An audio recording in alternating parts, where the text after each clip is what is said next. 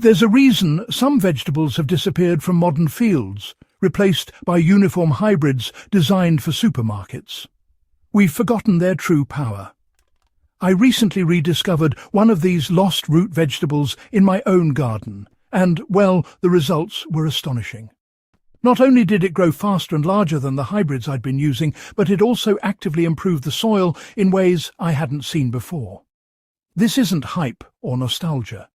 This is centuries-old agricultural wisdom that modern seed companies have largely ignored.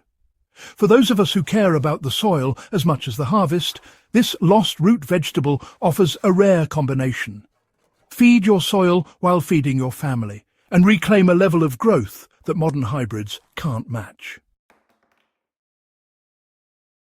For the next minute, consider what traditional farmers understood intuitively.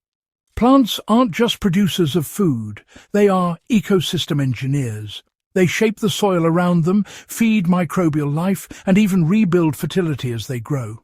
This lost root vegetable embodies that principle.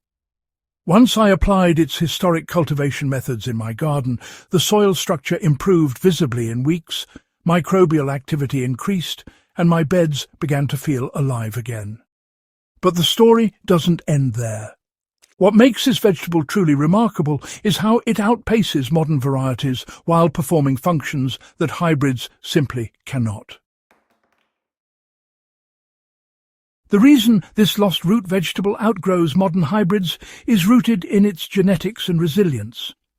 Modern hybrid seeds are bred for uniformity, shelf life, and predictable growth in controlled conditions. They often sacrifice vigor, disease resistance, and adaptability in the process. This lost root vegetable, on the other hand, was developed over centuries to thrive in variable soils and climates. Its roots grow long and thick, penetrating compacted soil where hybrids falter.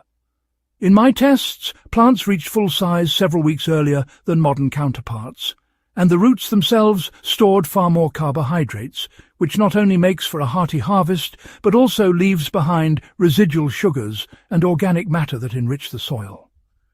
Historical accounts from early European and Asian farms describe similar observations. These roots were prized not just for their edible qualities, but for the way they restored and maintained the fertility of fields across seasons. The way this root vegetable feeds the soil lies in its root, exudates and biomass. While growing, the roots of this vegetable secrete sugars, proteins and secondary metabolites into the surrounding soil. These root exudates act as a food source for beneficial microbes, stimulating microbial activity and creating a thriving underground ecosystem. In historical agricultural records, farmers noted that fields planted with this crop seemed to recover fertility naturally, even after repeated harvests. In my own container and raised bed trials, I observed a similar effect. Soil treated with successive plantings became lighter, more crumbly, and retained moisture more evenly. This is not something modern hybrids can replicate, because their root systems are shallow and less biologically active, leaving the soil impoverished after each harvest. Ancient cultivation techniques, really maximize both growth and soil improvement. These days, modern gardeners often plant root crops densely, or, they rely on mechanical cultivation, which can actually damage the soil structure. Traditional farmers, on the other hand, used a combination of deep, wide-row spacing and minimal soil disturbance, allowing the roots to develop fully and release their exudates into the soil. When I applied these historical methods, spacing plants widely, lightly loosening the soil instead of deep tilling, and incorporating organic mulch around each root, the growth rate and size of the roots were honestly remarkable.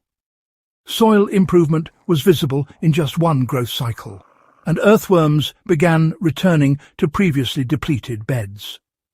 This method can be replicated quite easily. Just choose fertile beds, add a light layer of compost, plant roots at the recommended spacing, and resist the urge to aggressively cultivate. This root vegetable can also serve as a natural cover crop between harvests. One of the most powerful applications of this plant is, in fact, its ability to act as a green manure. After harvesting the edible portion, the remaining roots and foliage can be cut and left in the soil to decompose. This practice returns nutrients and organic matter directly to the beds, feeding microbial life and preparing the soil for the next planting. Historical sources describe entire fields rotated with this vegetable, not just for the food, but for the rejuvenation of the soil itself. By mimicking this approach today, you create a self-renewing cycle that really minimizes the need for synthetic fertilizers and accelerates the recovery of degraded soil. Now, the lost vegetable's adaptability? Well, it really does make it ideal for both traditional and modern gardens. Whether you're growing in containers, raised beds or open fields, this crop, it thrives in all sorts of varied conditions. Its tolerance for poor or compacted soil, makes it a perfect candidate for gardeners looking to rehabilitate old or neglected ground. In my own experience, beds that had struggled for years responded in just weeks to plantings, with root mass and leaf growth actually outperforming modern hybrids under the same conditions. And seed saving from these plants ensures that you can maintain a lineage adapted to your soil and climate, creating a sustainable, resilient system. So, in conclusion, rediscovering this lost root vegetable isn't just about nostalgia or curiosity. It's really about reclaiming a tool that combines productivity with soil restoration. Its deep, active roots, rich exudates and, all that biomass make it a living amendment, while its growth rate and adaptability surpass most modern hybrids. By incorporating it into your garden and following historical cultivation methods, you can achieve healthier soil, stronger plants, and a truly sustainable growing cycle. If this guide helped you understand the power of lost crops and historical soil strategies, go on and subscribe to Farm Logic for more practical, history-backed gardening methods. Share this video with fellow growers and enthusiasts so more people can restore their soil and outgrow modern hybrids naturally.